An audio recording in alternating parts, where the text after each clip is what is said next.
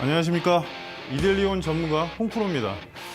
금일 3강을 시작하는데요. 최근 시장이 워낙 오늘 변동성이 크기 때문에 시장을 먼저 짚고 넘어가겠습니다. 일단은 지금 미중 격화 문제가 첫 번째 대두가 되고 있고, 두 번째, 지금 원달러 환율이 금일 아마 1160원이 이탈한 걸로 보여집니다. 또 하나는 외국인 수급 변동성이 상당히 강한데 코스닥 쪽으로 상당히 안 좋습니다. 1차적으로는 지금 미중 무역 분쟁 문제가 계속 틱톡 문제로 대비되면서 아무래도 계속 지속될 것 같고요. 최근의 이유는 어떻게 보면 지수가 많이 그만큼 상승했다는 얘기입니다. 그리고 또 하나 설명드리면 금일 일단 21선을 코스피, 코스닥이 양쪽 다 터치를 했습니다. 이 얘기는 향후 변동성이 더 심해진다는 얘기입니다. 그래서 한 10일, 그러니까 이번 주하고 다음 주 초까지는 좀 지수를 확인하시고 대응하시고요. 저번 주에 언급해드린 대로 펀더멘털 관련된 실적 성장주 쪽으로 슬슬 보시고, 테마주 고가에 있는 경우는 지금 문제가 생길 수 있습니다. 그러니까 좀 적절히 대응하시기 바라겠습니다. 금일 3강인데요. 1차적으로는 제가 오늘 내용을 이제부터 본게입니다. 이유는 이제부터는 여러분들이 매매나 여러 가지 차트를 보실 때 좀 전의 시간부터 넘어온 건데, 금일부터는 좀 더 본격적으로 들어가니까 꼭 참고를 하시고요. 첫 번째, 볼린저 밴드 관련해서 보조지표인데, 제가 보조지표를 지금 전주에 스톡 슬로우를 했는데, 이제는 좀 본격화하기 위해서 볼린저 밴드 제가 쓰는 방식을 알려드리겠습니다. 그리고 두 번째가 보조지표 중에 일단은 거래량 분석에 OBV라는 게 있습니다. 사실 자세한 지표로 쓰기에는 약간 부족한 부분도 있긴 한데, 중요한 거는 OBV 같은 경우는 기본적으로 추세를 보실 때 상당히 도움이 되는 지표니까 이 부분도 꼭 참고를 하시고요.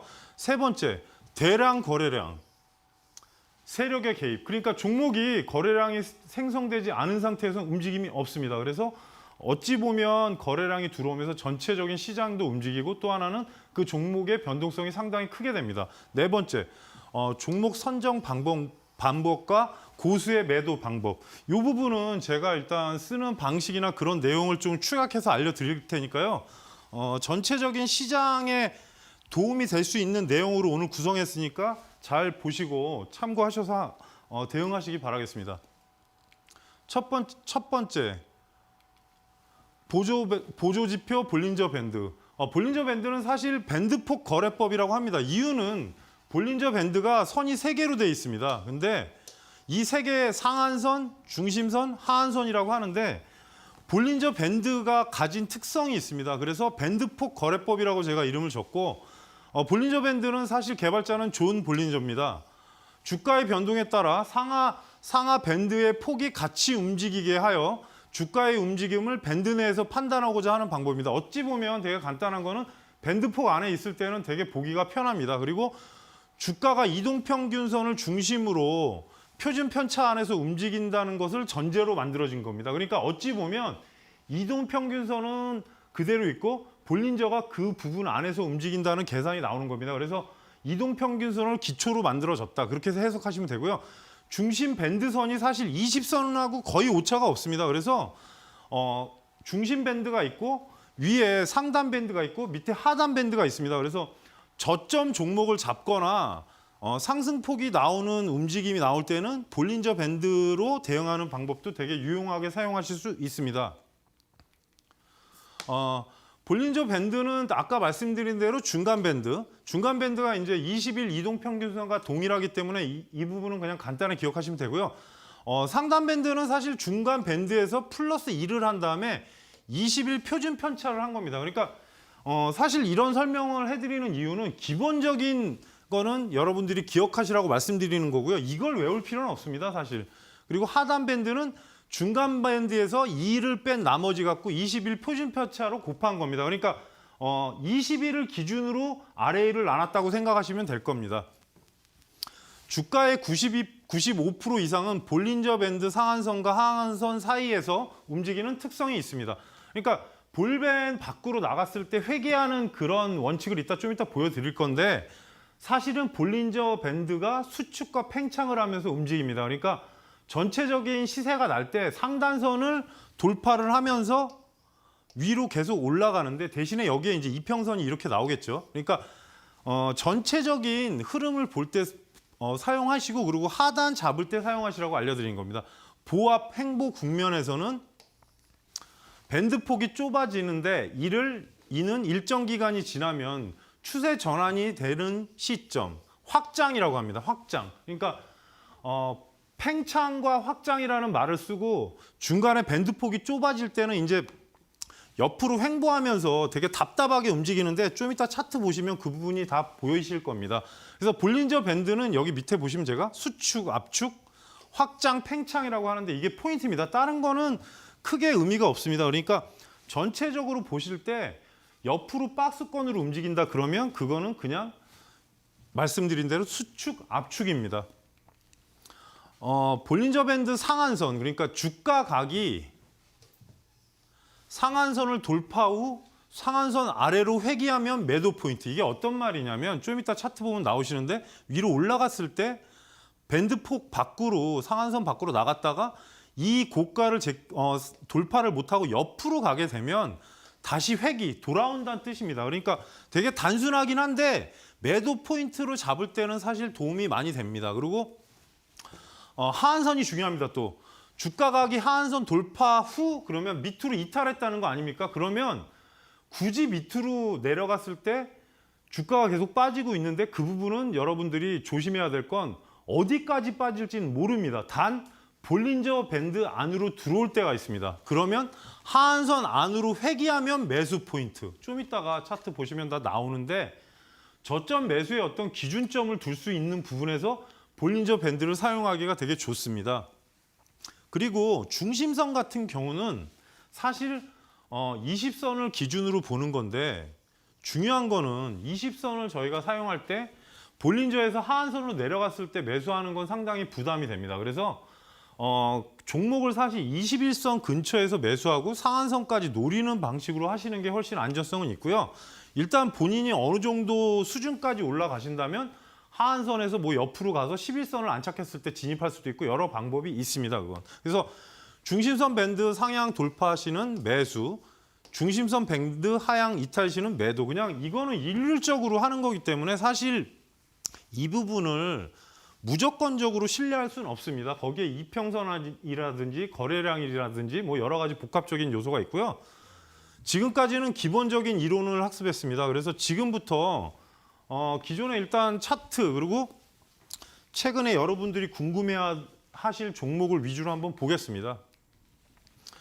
볼린저 밴드 설정 방법은 간단합니다. 일단은 지표 쪽에 설정에 들어가시면 볼린저 밴드 페리어드가 20으로 돼 있고 밑에가 2로 돼 있는데 이거는 사실 기본으로 돼 있는 수치입니다. 근데 이제 제가 잠깐 말씀드리고 싶은 거는 기본 수치는 당연히 기본으로 돼 있고요. 여러분들이 그냥 재미삼아 한번 해보실 게 30, 40, 60, 80. 80을 이용하면 당연히 80일 기준이기 때문에 좀 넓어지겠죠. 대신에 어떤 종목이 움직일 때 그 부분을 넣어보시면 특이한 점도 발견이 됩니다. 일단은 제가 힌트를 드리는 건데 이 부분은 여러분께서 한번 설정을 하셔가지고 향후에 별도적으로 한번 운용을 해보시면 또 좋은 결과도 나올 수 있으니까 참고를 하시고요. 아까 말씀드렸듯이 중심 밴드가 20선하고 같으니까 20선은 삭제를 하겠습니다. 그래서 뭐 20선을 삭제하시고 사용하셔도 되고 아니면 볼린저 밴드 중심선을 사용하시면서 20선을 빼고 사용하셔도 됩니다. 그러니까 20선과 동일하기 때문에 체크를 빼시라고 말씀드린 겁니다. 선이 두 개가 중복되기 때문에 그러면 색깔이 좀 이상하게 나옵니다. 첫 번째로 제가 볼린저 밴드 말씀드리는 게 지금 삼성전자인데 최근 모습을 보시면 빨간 원이 밴드 하한선이고요. 보라색이 지금 밴드 중심선 그리고 파란 원이 밴드 상한선입니다. 그래서 보시면 최근 모습을 보시면 이 자리에서 밴드 밖으로 나갔다 안으로 들어왔지 않습니까? 그래서 돌파를 못하면 사실 조정 구간으로 들어갈 수 있는 여지가 있고요. 맨 처음에 보시면은 하한선 밖으로 이탈이 됐다가 안으로 들어왔습니다. 그래서 제가 분명히 아까 말씀드렸듯이 이평선은 다 삭제를 하긴 했는데 21선 그러니까 밴드 중간선에 왔을 때 사실 매수도 가능하고요. 보시면 또 위에 아까 말씀드린 이론이 다 나옵니다. 상한선의 확장이 들어갔는데 중요한 건 보시면 여기서 지금 상한선 밖으로 나갔다가 돌파가 안 나오니까 또 조정이 들어옵니다. 그러면은 매도를 할 수 있는 부분이 생기는 겁니다. 그러니까 아까 설명했던 게 차트대로 그대로 해놨는데 보시면 여기서도 중간선을 지지받고 다시 올라갔습니다. 근데 제가 아까 말씀드렸듯이 또 밖으로 나가면서 계속 올라갔는데 3, 4일 이내로 시세가 추가가 안 나니까 안으로 또 들어왔습니다. 그러면 매도 포인트. 왜냐?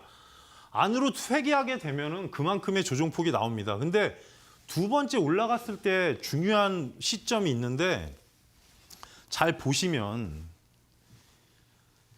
두 번째 올라갔지 않습니까? 그러면 저번 시간에 배웠던 다이버전스도 나왔고 또 하나는 볼린저 밴드가 이렇게 위에 천장을 치고 있으면 어지간하면 돌파를 못합니다. 이 점은 꼭 메모하시고 기억하시기 바라겠습니다. 이유는 볼린저 밴드가 상승 각으로 올라간 게 아니고 평면 각으로 저항을 상당히 줬다는 얘기입니다. 그러니까 이 부분은 여러분이 기존에 이제 보시던 종목들을 한번 비교해 보시면 그 자리에 상당히 나올 겁니다. 그래서 제가 아까 말씀드렸듯이 이 위로 올라갔다가 조정이 나왔지 않습니까? 근데 중요한 건 여기서 하한선을 지지받았습니다.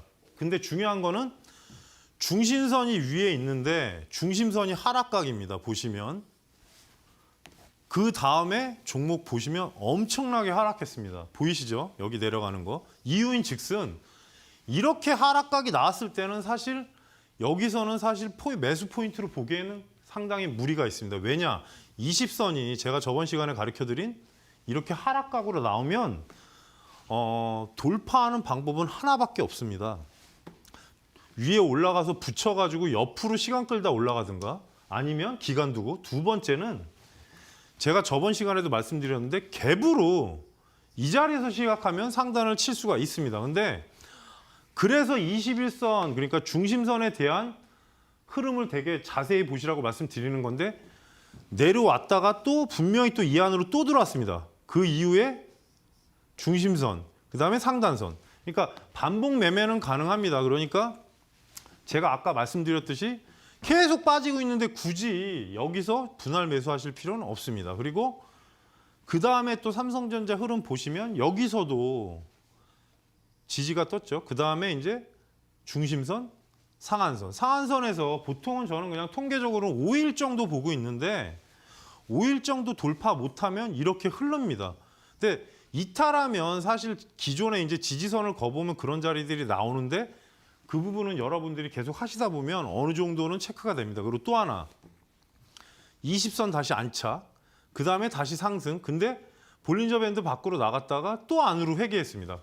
그러니까 이 부분을 반복적으로 보시다 보면 이탈했을 때는 굳이 이런 자리에서는 매수할 필요는 없습니다. 이거 리스크도 상당히 크고 추가적으로 계속 빠질 수도 있고 그리고 다이버전스도 여기서 나왔었고 다이버전스 상승 다이버전스가 나왔습니다. 그러니까 이 자리가 낫지 이 자리에서 하기에는 여러분들이 어느 정도 스킬이 된 다음에 하시기를 바라겠습니다. 이거는 상당히 위험 요소가 있기 때문에 그러고요.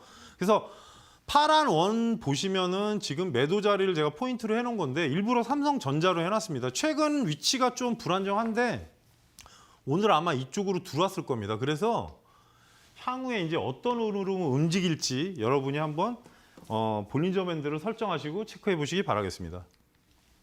두 번째가 제가 예전에 이제 방송 4월 16일 공략주인 유비케어인데요. 여기서부터 중요한 게 이제 밴드의 수축. 그러니까 이 종목이 방향성이 날라고 준비를 하는 겁니다. 보시면 옆으로 그냥 아주 그냥 옆으로 박스권으로 쭉쭉쭉 갑니다. 그러면 이렇게 되면 저번 시간에 배웠던 거래량 없습니다. 그러면 상단선과 하한선을 그냥 박스권으로 등락을 하다가 맞고 떨어져서 내려왔는데 중요한 거는 밴드 수축이 중요한 의미를 갖는 이유는 이런 식으로 방향성을 나타낸다는 겁니다. 위로 가든 아래로 가든. 근데 문제는 이 종목은 아래로 내려갔습니다. 그 이후에 보시면 아까 말씀드렸던 밴드 밖으로 이탈이 됐죠. 근데 그 다음에 안으로 들어와서 21선, 중심선 근처에서 이렇게 이쁘게 만듭니다. 근데 여기서 중요한 건 거래량도 한번 대량으로 터지고 나서 보시면 그 거래량 기준으로 보셨을 때 이탈이 없습니다. 그러니까 그 거래량 봉에 아래 위를 거보시면 이탈이 없고 박스권을 유지한 다음에 이제 급등이 나오는데, 그때도 말씀드렸듯이 박스권을 돌파했을 때 중요한 거는 기존의 직전 고점이거나 아니면 거래량이 계속 들어오는지 여부가 상당히 중요합니다. 그래서 급등을 했다가 보시면은 볼린저 밴드 밖으로 아주 강하게 나갔다가 제가 아까 말씀드렸듯이 3일, 4일 되니까 또 안으로 회귀합니다. 그리고 나서는 이제 뭐 밑에 하단선을 지지받고 중심선을 하고 나서 다시 한번 올라가는데, 이거는 이제 여러분들이 계속 반복적으로 하시다 보면 박스권 관련된 종목들은 이런 방식으로 매매를 할 수는 있습니다. 근데 중요한 거는 여기서도 보시면 밴드 폭이 수축이 들어간 겁니다. 어떻게 보면. 대신에 이쪽 부분하고는 상당한 그 두께가 있습니다. 그러니까 여기서는 되게 좁은 밴드 수축이었고요. 여기서는 지금 큰 밴드 수축. 이유는 이격이 벌어졌으니까 그 다음에 밴드는 자동으로 넓어집니다. 그래서 제가 계속 반복적으로 하는 이유는 숙달하는 방법은 계속 보는 수밖에 없습니다. 그 다음에 이제 넥슨 GT인데요. 넥슨 GT도 같은 방법이었습니다. 밴드 수축이 계속 나오고 방향성을 탐지했는데 문제는 중심선 맞고 떨어지면서 하락을 했습니다. 제가 아까 말씀드린 대로 방향성 탐지를 밑으로 한 거겠죠. 그 다음에 보시면은 중심선 밴드 안으로 들어가고 옆으로 박스권을 나오다가 제가 이제 공략한 시점이 이쯤 되는데 위로 올라갔을 때 밴드 밖으로 나왔다 또 옆으로 가고 여기서 압축이 한 번 더 나옵니다. 그러니까 수축과 압축이 되게 중요한 이유는 추가 상승을 하기 전에는 항상 이런 식으로 움직이는 경우가 상당히 많습니다. 그러니까 대신에 하단선을 건드리면 하단선이 급격히 하락을 하게 되면 밴드 수축이 밑으로 흐르기 때문에 그때는 시세가 죽어버립니다. 그러니까 저희가 좋아하는 게 어차피 상승이니까 그런 부분이 생기는데 지금 보시면 여기서도 대량 거래 터졌죠. 그러니까 대량 거래를 기준으로 보시는 게 상당히 좋습니다. 하단에 선을 그어버리면 잠깐 이탈할 수는 있겠지만 이런 식으로 다시 여기서 또 밴드 수축. 그러니까 확장 국면에서는 아까 말씀드린 대로 3일에서 4일이 되게 중요한데 거래량이 실리는 부분을 같이 보시라고 말씀드리는 겁니다. 그러니까 기존에 했던 방식들의 약간 연장선이라고 볼 수 있겠습니다. 전 시간에 했었던 그 지지선이나 저항 그런 부분도 있겠지만 또 하나는 밴드 확장이 돼야 어떻게 보면 상승 방향으로 눈으로 봐도 보여지지 않습니까? 이전에 봤으면 그렇게 보이지는 않습니다. 그러니까 계속 반복적인 학습을 통해서 볼린저 밴드는 제가 숙달을 하시라고 몇 개를 지금 샘플로 보여드리는 건데, 그 다음에 KCT 요즘에 조금 좀 핫한 종목이죠. 보시면은 여기서도 밴드 수축, 그 다음에 하락이 나옵니다. 근데 중요한 거는 아까도 말씀드렸듯이 하락이 나올 때 굳이 이 종목을 접근할 필요가 없습니다. 여기서 나갔다가 안으로 들어옵니다. 그러면 제가 말씀드린 대로 안으로 들어왔을 때가 중요합니다. 그래서 안으로 들어왔을 때 21선 안착하나 그리고 아니면 볼린저 중간선을 돌파하나 돌파를 좀 했습니다. 그 다음에 1차 상승한 다음에 옆으로 가는데 이럴 때가 사실 투자자 입장에서는 되게 지겹긴 한데 중요한 거는 스톡캐스터도 계속 올라가고 있었습니다. 그 다음에 또 종목이 또 다시 한번 밴드 밖으로 또 나갑니다. 그 다음에 또 상승. 그러니까 확장했을 때 중요한 게 이게 종목이 그 캔들 자체가 밖으로 나가냐 부분도 상당히 중요합니다. 제가 아까 말씀드린 대로 5일 지나니까 회귀하지 않았습니까? 그러니까 5일선이라서 5일이 아니라 보통은 3일 이후부터 조심해야 됩니다. 3일이 지나면 종목이 쉽게 얘기해서 저희가 10,000원짜리 종목을 보게 되면 이 종목이 3일 동안 계속 10,000원을 유지하게 되면 문제는 이평선이 기웁니다. 그래서 저희는 상승하는 거를 주로 대응을 해야 되는 부분이기 때문에 가격이 똑같으면 안 된다는 말씀을 드리는 겁니다. 그리고 밴드 밖으로 나갔다 여기서 다시 압축이 왔습니다. 그러니까 수축 압축이 나온 다음에 다시 한번 또 내렸다 급등했는데, 그래서 하단선에서 보지 말라고 말씀드리는 이유는 이렇게 신호가 나옵니다. 그 다음에 또 엄청난 급등이 나왔죠. 그러니까 대략적으로 지금 보면은 50-60% 이상을 상승한 건데, 그래서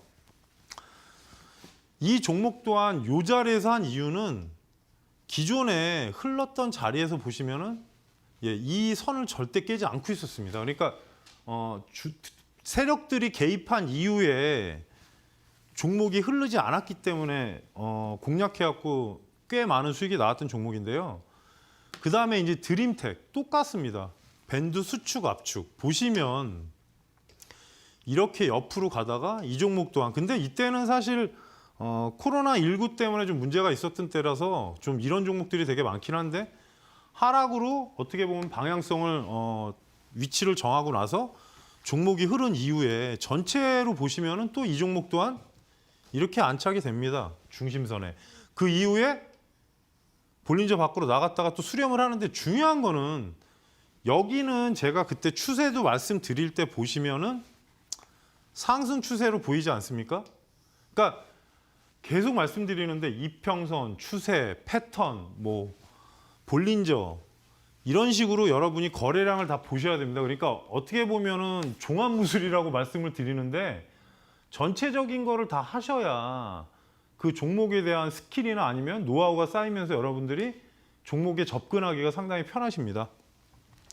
확장이 나온 이후에 옆으로 갔는데 중요한 거는 거래량이 이때 한번 들어오긴 하는데 많이는 안 들어왔습니다. 근데 보시면 제가 공략한 자리가 6월 1일인데 이유가 압축이 된 다음에 방향성이 나올 거로 예상한 것도 있겠지만 종목 자체가 이렇게 옆으로 가면서 하단을 이탈을 거의 안 했습니다. 그 다음에 이제 급등이 나왔는데 보시면 똑같습니다. 확장 국면으로 들어갔을 때 아까도 말씀드렸지만 이렇게 되면 또 하나의 방법이 있습니다. 이 봉에 선을 그리시면 기준선이 됩니다. 이게 나중에 제가 캔들 쪼개기라는 거를 심화학습할 때 나중에 알려드릴 건데 그렇게 따지면 또 이 종목 또한 지금 엄청나게 상승했죠. 여기까지 올라왔으니까. 근데 보시면 이 종목도 넥슨GT도 똑같습니다.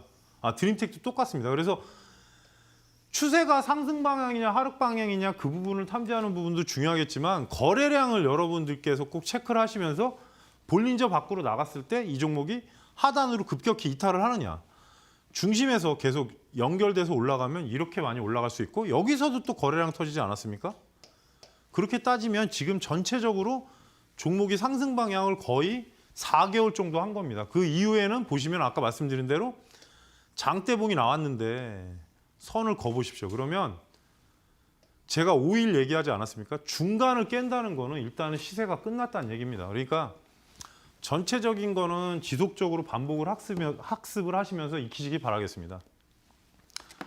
그 다음에 DMS인데 최근에 제가 아마 9월 1일 날 프로에 나가서 말씀을 드린 것 같은데 이 종목 또한 똑같았습니다. 계속 하락하다가 20선 중간 밴드 그 다음에 한번 위로 확장 그 이후에 박스권 근데 또 밴드에 압축이 왔습니다. 근데 중요한 거는 여기서 거래량이 엄청나게 들어왔습니다. 그러니까 박스권에 있다가 압축된 다음에 거래량 들어오고 나서 상승 방향이 지속적으로 나옵니다. 근데 사실 실적 개선도 있었고 여러 가지 복합적인 요소가 있긴 했는데 저도 개인적으로는 되게 괜찮은 종목이라고 봤었고요. 그리고 제가 이제 9월 1일 날 한 거는 직전 고점에서 이제 볼린저 상단을 건드리면서 다시 눌림목이 나온 건데 그 이후에 이제 한 40% 정도 상승을 했는데요. 보시면 그래서 확장 국면에서는 약간의 스킬이 필요합니다. 그러니까 이 종목이 바로 직전 고점으로 갈 수 있는 상승각이 나왔기 때문에 한 거지 여기서 무작정 들어간다고 시세가 나진 않습니다. 그래서 볼린저 밴드는 여러분들이 숙달하시면 좀 종목에 대한 이해도 편하고 또 하나는 전체적인 흐름을 보실 때 상당히 도움이 됩니다. 종목을 무작정 선택하는 것보다는 뭐 실적 뉴스도 다 보지만 지표를 기본적으로 하셔서 하면 좀 도움이 많이 됩니다. 그래서 전체적으로 보시는 거는 시장에서 여러분들이 하실 때 항상 조심하셔야 할 거는 밴드가 계속 올라간다고 해서 종목이 올라가진 않습니다. 그러니까 위에 올라갔을 때 상한선에서 방법을 꼭 복습을 하셔가지고 대응하시기 바라겠고요. 제가 노란톡 채팅 오픈방을 지금 소통 채널 운영 중인데요. 홍프로 시크릿이라고 여러분들이 들어오시면 뭐 시장 상황도 알려드리고 종목 정보나 여러 가지 뉴스들을 좀 많이 알려드리고 있으니까 많은 참여 부탁드리겠습니다. 두 번째는 거래량 분석 지표 OBV. 온 밸런스 볼륨이라고 하는데 사실 상당히 어려운 기법 중에 하나면서 단순하게 보기엔 좋은데 사실 매매에 적용하기에는 상당히 어렵습니다. 이 점을 먼저 말씀을 드리고요. 거래량은 항상 주가에 선행한다는 것을 기본적으로 거래량 분석을 통해 분석하는 지표다. 예, 말만 들어도 어렵죠. 그냥 단순하게 생각하면 거래량 지표라고 그냥 생각하시면 될 것 같습니다. 거래량 플러스 마이너스 지표. 그래서 OBV 지표는 거래량을 기초로 하기에 매집 단계에 있는지 이게 중요하겠죠. 그리고 분산 단계에 있는지. 그러니까 매집과 분산은 여러분들한테 상당히 밀접한 요소입니다. 그래서 이 부분이 중요한 건 뭐냐면 향후 주가의 변화 방향을 예측하는 데 도움이 되는 부분이기 때문에 사실 대형주에는 상당히 잘 맞습니다. 그러니까 좀 이따 보여드릴 건데, 그리고 주가는 하락하고 있는데 OBV 선이 이전 지점 이하로 내려갔다. 그러면 떨어지지 않을 수도 있고 떨어지지 않고 있을 때는 그 부분이 나중에 타점이 될 수도 있습니다. 그래서 매집이나 조만간의 상승 전환 가능성을 예측하는 데 가능합니다. 그러니까 OBV 지표가 이렇게 가고 있는데 종목이 지금 현재 위치가 이런 식으로 갑니다. 그러면 이 종목이 나중에 상승할 수 있다는 어떻게 보면 시그널이라고 얘기할 수 있겠죠. 지금 얘기한 게 방금 나오는데 OBV 그러니까 주가 상승하는데 OBV 선이 이전 고점 아래로 머무르고 있다. 이건 또 거꾸로 얘기입니다. 그러니까 주가 상승하고 있는데 OBV가 이렇게 올라가다가 여기서 이렇게 꺾이는데 종목이 계속 상승한다. 그럼 조심해야 됩니다. 왜냐? OBV가 거래량 지표이기 때문에 거래량이 감소하거나 그러면서 만약에 슈팅이 나오면 분명히 하락을 합니다. 좀 이따 보여드리겠습니다. 그리고 주가가 보합권 내에서 등락을 반복하는데 OBV가 계속 상승한다 그러면 주가 상승을 예고하는 걸 수도 있습니다. 그리고 아까 말씀드린 대로 고점이 하락하면 향후의 약세를 예고하는 거로 판단할 수도 있다. 그러니까 OBV 하나로 무조건 신뢰할 수는 없겠지만 저번 시간부터 얘기한 스톡 슬로우, 그 다음에 방금 전에 했던 볼린저 밴드하고 병행하시면 좀 더 적중률을 높이실 수 있습니다. 그래서 어찌됐든 간에 보조지표는 저는 개인적으로 이 정도 아시면은 도움은 되지 않으실까 그런 생각이 듭니다. 그래서 OBV를 아까 말씀드린 걸로 간단하게 그냥 이론을 보자면 만약에 금일 거래량이 1000주가 늘었다 그러면 전일 OBV에서 무조건 플러스합니다. 이거는 뭐 중간에 마이너스가 만약에 300주고 400주고 그런 게 아니라 당일 전체 거래량을 플러스 시켜서 계산하고요. 그리고 주가가 그러니까 주가 상승일 때입니다. 그리고 주가 하락하면 만약에 금일 1000주가 만약에 매수로 들어왔다. 그래도 전량 매도로 봅니다. 그래서 전일 OBV에서 차감, 그러니까 플러스 마이너스에서는 되게 단순 논리로 돼 있습니다. 그러니까 거래량으로 보면 주가 플러스의 거래량이 만약에 뭐 1000주다 그러면 그날 플러스. 그 다음날 주가 마이너스인데 거래량이 1000주다 그러면 마이너스입니다. 그러니까 보합일 때는 그냥 전일 OBV 값으로 하고요. OBV는 사실 쓰는 이유는 매집 단계인지 상승 단계인지 분산 단계인지 하락 단계인지 같은 말이긴 한데 이 부분은 여러분이 계속 OBV 지표를 보시다 보면 향후에 전체적인 흐름에서 사용하실 수 있는데 기존 지표인 스톡 슬로우하고 볼린저 밴드를 같이 병행하시기 바라겠습니다. 그래서 제가 OBV를 얘기할 때 그냥 드리고 싶은 말씀은 OBV의 추세를 즐기자. 그러니까 약간 날카로운 매매는 힘들겠죠. 그리고 또 하나는 주가와 OBV를 비교하자. 이 말이 상당히 중요합니다. 그러니까 중대형주로 좀 이따 예시를 보여드릴 건데 상당히 예리합니다. 중대형주에 대해서는. 그러니까 그 부분은 사용하실 때 한번 참고를 하시고요. 저는 솔직히 주봉에서 엄청나게 많이 봅니다. 주봉에서 보시면 이 종목이 지금 상승 방향인지 하락 방향인지 그런 걸 판단할 때 제가 쓰기 때문에 그래서 저는 주봉에서 사용한다는 걸 참고하시기 바라겠습니다. 첫 번째가 또 오늘도 삼성전자인데 잠깐 보시면 OBV 그냥 설정하시고 기본 숫자가 9로 돼 있습니다. 근데 사실 요거는 안 바꾸셔도 될 것 같습니다. 여러분들이 다른 숫자를 넣어보셔도 되는데 크게 변동이 안 됩니다.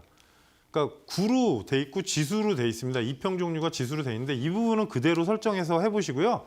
수치는 나중에 저는 계속 말씀드리는 게 보조지표는 정답인 수치가 없습니다. 그래서 여러분들께서 본인이 사용하실 숫자를 한번 넣어보시는 것도 괜찮습니다.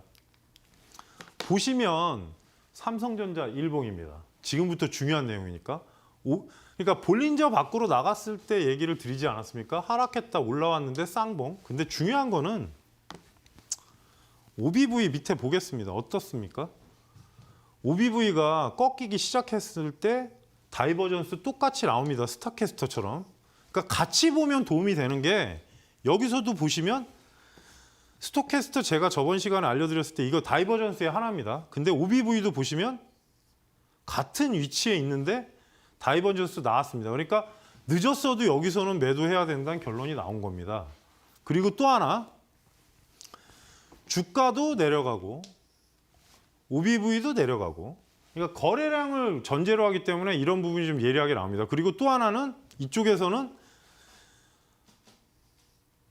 스토캐스트가 상승 방향으로 나왔을 때 모습을 보여드리는 건데 여기서 보시면 중요한 거는 OBV에서도 크로스가 나면서 올라갔을 때 옆으로 계속 가긴 했습니다. 사실. 근데 단기적으로 상승하고 볼린저 밴드 안에서 있을 때 계속 상승 방향을 띠긴 했습니다. 그러니까 OBV가 추세로 보시면 계속 상승한 게 보이실 겁니다.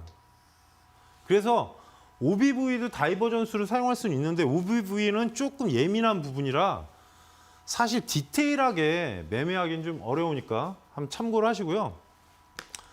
삼성전자 주봉입니다. 상당히 길게 보이겠죠. 그래서 OBV가 2018년 초부터 2019년 초까지 하락했습니다. 계속. 그래서 제가 주봉을 대형주로 보시라고 말씀드린 이유가 종목도 계속 내려왔습니다. 그 다음에 보시면 2018년 한 여름 좀 지나서일 것 같은데요. 그때부터 계속 상승했습니다. 보이시죠?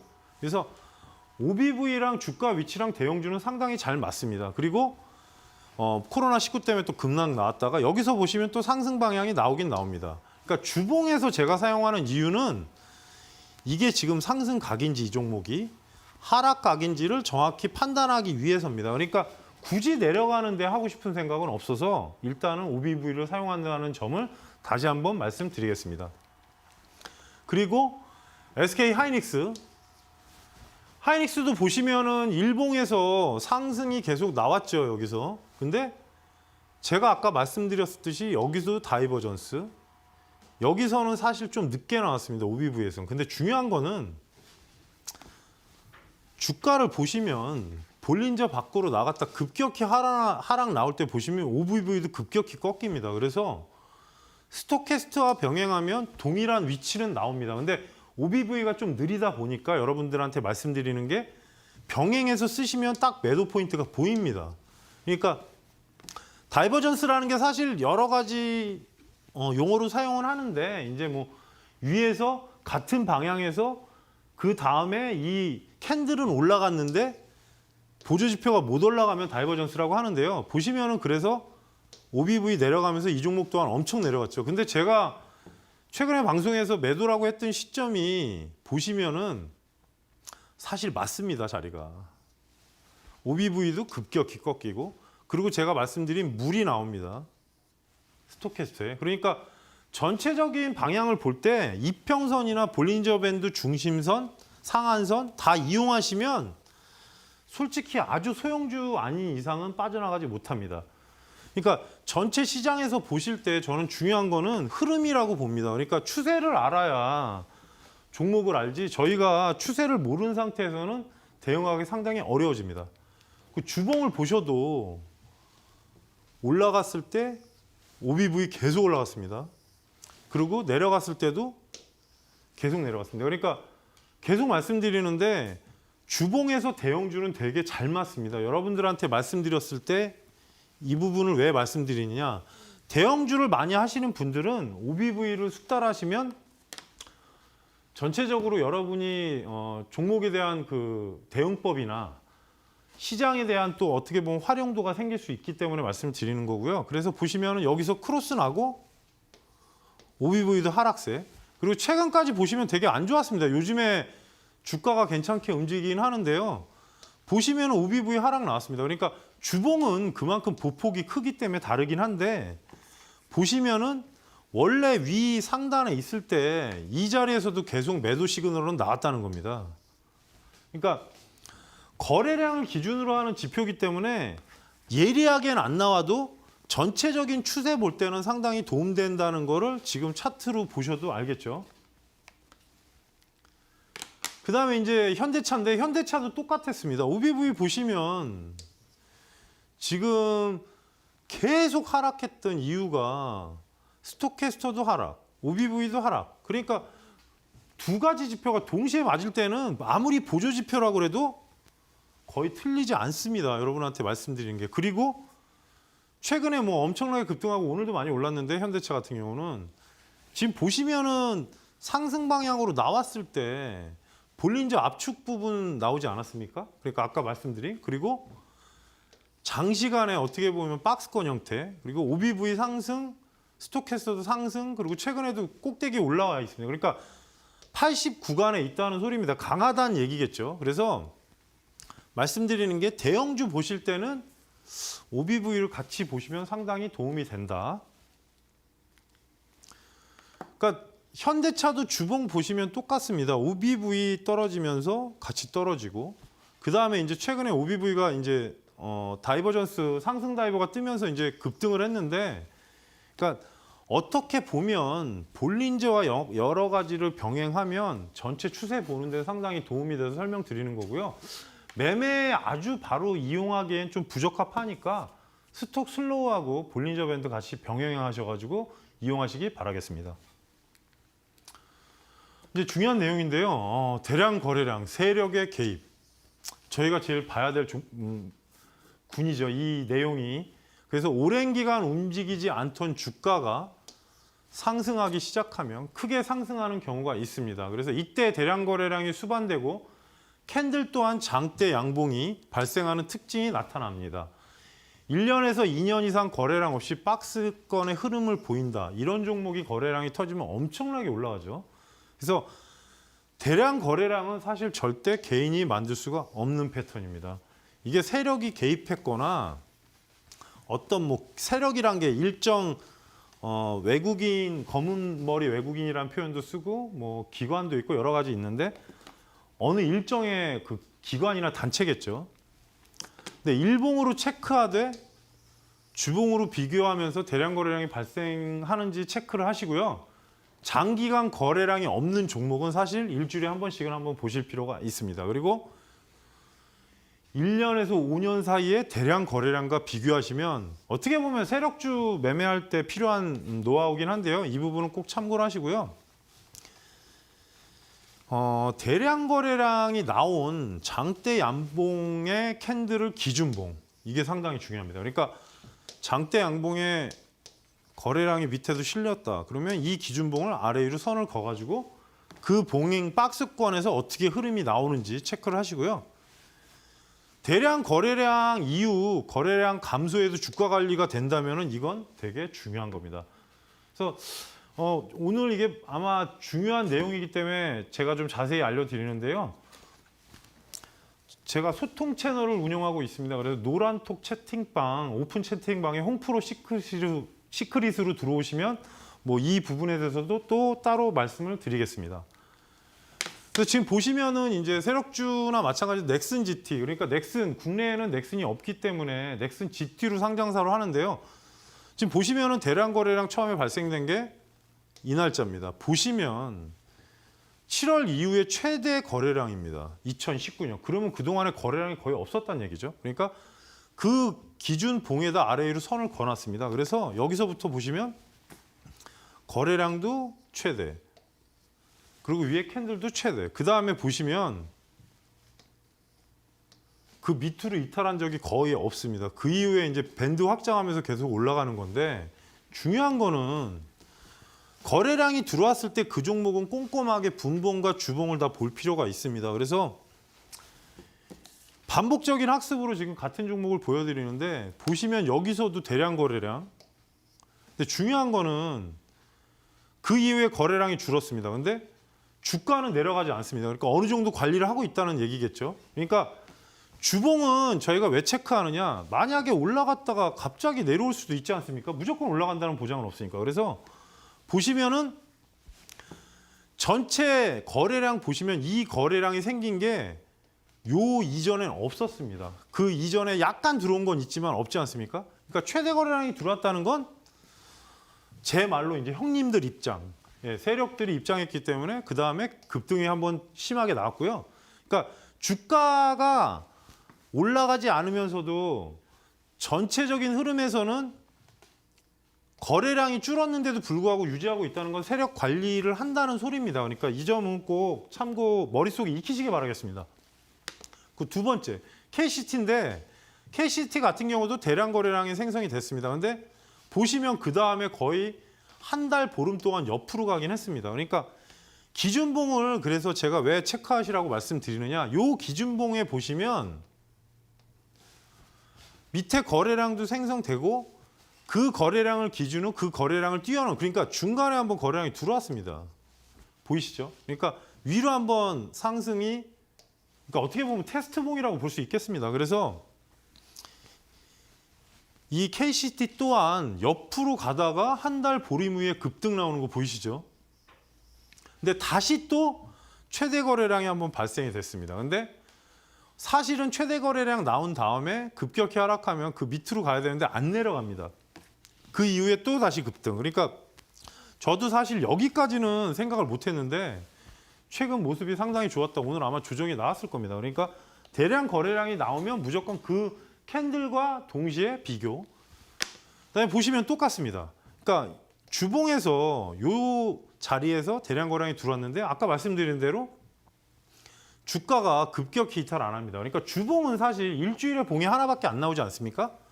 그러면 2주 동안은 살짝 하락하긴 했어도 기준봉을 깨진 않습니다. 그러니까 중간 자리까지 그래서 캔들 쪼개기 말씀을 그 얘기를 드린 건데 그러니까 주봉하고 같이 비교해 주시면 그 다음에 2주차 때 거래량이 한번 더 들어왔습니다. 보이시죠? 그 이후에 이제 대량 거래량이 엄청나게 들어온 건데 사실 이 정도 들어왔으면 그냥은 못 나갑니다. 그러니까 거래량이 그래서 박스권 친 다음에 다시 급등한 건데 솔직히 여기까지는 저희가 할 수 없기 때문에 한 이 정도까지는 가능하지 않았을까 싶습니다. 그래서 대량 거래량이 상당히 중요하고요. 드림텍도 똑같습니다. 근데 드림텍은 약간 변형형. 처음에 거래량이 들어온 날짜가 있긴 있습니다. 근데 어찌 보면은 상당히 오랜 기간이기 때문에 그 이후에 거래량이 들어오면 이 거래량을 비교해 보시면 이 거래량이 들어온 이후에 한 번도 그 거래량이 들어온 적이 없었습니다. 그러다가 이때부터 관심.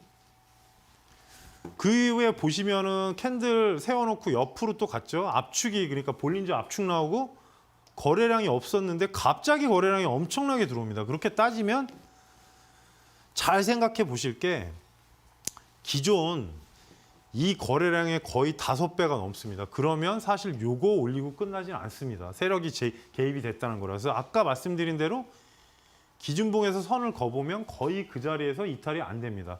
그리고 난 이후에 다시 또 거래량이 들어옵니다. 그러니까 드림텍 같은 경우는 제가 볼 때 상당히 장기간의 어떤 세력 개입이 돼서 많이 올린 거로 보여집니다. 그리고 회사도 워낙 나쁘지 않고 하다 보니까 여러 가지 이슈로 다시 올려갔고 주봉을 보셔도 근데 주봉은 4월 달에 한번 거래량이 들어왔는데 여기에 선을 제가 그어놨는데 보시면 좀 지겹긴 했겠죠. 한 달 넘게 옆으로 가다가 거래량이 엄청나게 들어옵니다. 근데 중요한 거는 캔들 쪼개기에선 주봉도 사용할 수 있습니다. 중간을 보시면 중간을 급격히 이탈한 부분이 없고 또 하나는 상승각으로 계속 올라갔기 때문에 그리고 아까 말씀드린 OBV 또한 상승각. 그러니까 복합적으로 다 하려면 사실 처음에 되게 헷갈립니다. 그러니까 하나씩 하다 보시면 크게 무리 없게 사용하실 수 있습니다. 그 다음에 이제 DMS도 보시면은 거래량이 여기서 한번 들어오고 나서 거의 안 들어왔습니다. 보이시죠? 근데 거래량이 이렇게 들어왔다는 거는 또 중요한 거는 상승 흐름을 만들어 놓고 박스권 운영한 겁니다. 그러니까 어떻게 보면은 5월 달에 거래량이 일단 들어왔는데 한 2달은 쉰 거겠죠. 세력 형님들이. 그러니까 이렇게 되고 나서 보시면 7월에 거래량이 엄청나게 터집니다. 근데 중요한 건 이때 거래량이랑 비교해 보시면 보이시죠? 상대가 안 됩니다. 엄청나게 터졌기 때문에. 그래서 향후 지속적으로 상승세가 나오면서 최근까지 아마 오늘 이 정도 와 있을 건데 현재 구간까지도 상승했다는 거는 그만큼 거래량이 중요하다는 걸 여러분이 아셔야 됩니다. 그 주봉도 보시면 상승각이 나왔을 때 이렇게 거래량 들어왔으면 여기서 들어왔죠. 근데 이 종목이 조금 박스권으로 보시면 힘들었던 게 중간에 이탈을 좀 시켰습니다. 근데 이제 하단까지는 내려가진 않았지만 캔들로 보시면 그 중심 캔들 선에서는 계속 나왔다는 겁니다. 그래서 전체적인 시장을 보실 때 그래서 중요한 거는 거래량이 들어왔냐 안 들어왔냐. 종목이 거래량이 들어와야 올라갑니다. 여러분이 좋아하는 점상으로 올라가면 그게 필요 없겠지만 그래도 점상도 거래량으로 끌어올리는 겁니다. 그래서 대량 거래량이 추가로 들어오면 그 이후의 흐름을 보시면서 볼린저 밴드랑 같이 병행해서 사용하시면 숙달되시면 상당히 좋은 수익률이 나올 수 있습니다. 그래서 여기서 팁을 드리자면 장대 양봉, 세력 진입을 가늠할 수 있는 캔들. 사실 어떻게 보면은 개인들이 만들 수 없습니다. 그러니까 뭐 돈이 뭐 100억, 200억 있으신 분들이 만들 수는 있겠지만 그분 혼자서 이 장대 양봉을 하루는 만들 수 있어도 여러 일은 만들 수가 없습니다. 그리고 또 하나 바닥 장대 양봉. 세력 수급 발생했다고 볼 수 있는 기준봉이 되는 겁니다. 그러니까 저는 그냥 캔들에 아래 위에 선을 그어서 중간까지 해갖고 그 봉을 기준으로 좀 보시라는 말씀을 드리겠습니다. 거래량이 들어왔다는 거는 일단 움직인다는 표시를 하는 거기 때문에 꼭 그거를 체크하시고요. 또 하나는 윗꼬리 장대 양봉. 윗꼬리를 제외한, 그러니까 윗꼬리 장대 양봉이 이렇게 나오면 사실 꼬리가 짧은 게 좋습니다. 꼬리가 길면 거래량 일단 흔들어졌다는 얘기에서 뭐 심지어는 뭐 손바뀜이나 뭐 여러 가지 얘기를 하지 않습니까? 그래서 꼬리를 제외한 나머지 가지고 계산하시면 됩니다. 그러니까 이거를 포함해서 하라는 분도 있고 저처럼 이제 나머지 가지고 하라는 분도 있는데 사실 고점 부분에서는 매도할 때는 꼬리를 제외한 부분을 하십시오. 그래야 아주 고점 매도 못하면 또 엄청나게 내려오는 경우가 있기 때문에 말씀을 드리는 거고요. 일봉과 분봉을 차근차근히 공부하신 다음에 그 이후에 주봉 월봉을 보면서 어떻게 보면 매수 기술을 좀 넓혀가시기 바라겠습니다. 왜냐하면 굳이 이 부분이 그렇게 간단한 부분이 아닙니다. 그래서 여러분들한테 말씀드리는 거고요. 사실 종목 선정 방법은 어떻게 보면 선택입니다. 관심 종목이면 있으면은 관심 종목에 편입해서 매일매일 차트를 보라고 제가 말씀드리는데 저는 삼성전자를 지금 거의 한 7년째 보고 있습니다. 매일매일. 그리고 매일 차트를 봐야 그 종목에 대한 숙달이 되고요. 또 예를 들어서 제가 넥슨 GT를 2개월 전에 그 전부터 보지 않았다면 절대 100% 이상의 수익을 내지 못했을 겁니다. 그러니까 종목을 계속 봤기 때문에 그 넥슨 GT가 움직였다는 걸 알고 있는 거고요. 사실 바닥 종목은 진입하기가 상당히 어렵습니다. 관심 종목으로 해놓고 상한가 혹은 거래량이 분출되는 시점부터 보시면 여러분들이 훨씬 또 도움이 되고요. 또 하나는 그걸 본 이후에 뉴스와 실적을 보셔야지 그냥 뉴스 계속 믿고서 할 수는 없습니다. 그래서 뉴스로 분석하고 하는 거는 향후에 다른 것들이 마무리되고 나서 하시기 바라겠습니다. 그래서 장기적인 안목을 키우는 거를 저는 말씀을 드리고 싶습니다. 그래서 배열 종목을 매매하기가 되게 수월합니다. 그래서 정배열을 얘기하는 건데 이평 배열이 이쁜 게 매매하기도 좋고 수익도 좋습니다. 그래서 급등주를 원한다면 정배열에서 골든 크로스 후 박스권 종목에 관심을 가지십시오. 이 부분은 나중에 또 다시 언급을 드릴 건데 처음에는 안 움직이지만 거래량 분출이 신호가 될 것입니다. 그래서 관심 종목은 말 그대로 관심 종목입니다. 그래서 관심 종목을 사실 삭제하면 그날부터 본인하고 상관없는 겁니다. 왜냐하면 기억이 안 나고 향후에 아무리 머리가 좋은 사람도 자주 보지 않으면 알 수가 없습니다. 그래서 저는 개인적으로 관심 종목 같은 경우는 섹터별로 조금 여러분들께서 관리하시길 바라겠고요. 또 하나는 전체적으로 보는 거에 대한 거는 저는 개인적으로 어떤 패턴이나 그런 부분들이 상당히 많습니다. 그래서 오늘은 일단 제가 종목 선정 방법을 완전히 마무리는 못 하는데 다음 주에 계속 연결해서 할 거고요. 그리고 패턴이라니까 되게 어렵다고 말씀들을 하실 수 있는데 어찌됐든 눈에 익히면 그렇게 어렵지 않습니다. 당장은 힘들더라도 어차피 거쳐야 될 과정이니까 여러분들이 학습하실 때 반복적인 학습과 여러 가지를 같이 하시면서 종목에 대한 보시면은 정배열인지 역배열인지 그게 중요하고 시장도 또 봐야 되고 여러 가지 볼 것들이 많습니다. 그래서 계속 반복적으로 하다 보면 여러분들이 이 학습에 관련된 게 나중에 자기께 되고 도움이 상당히 많이 됩니다. 그래서 저는 20일 추세거나 정배열이거나 아니면 어떤 지금 거래량의 최대치가 나와 있는 걸 여러분들께서 활용하시고 제 자료는 어차피 제 기준에 의해서 만들어진 거니까 어느 정도 참고하시면서 대응하시고요. 아무튼 3강은 여기까지 했는데요. 다음 주에 좀 더 좋은 내용으로 다시 한번 찾아뵙겠습니다. 오늘도 수고하셨습니다.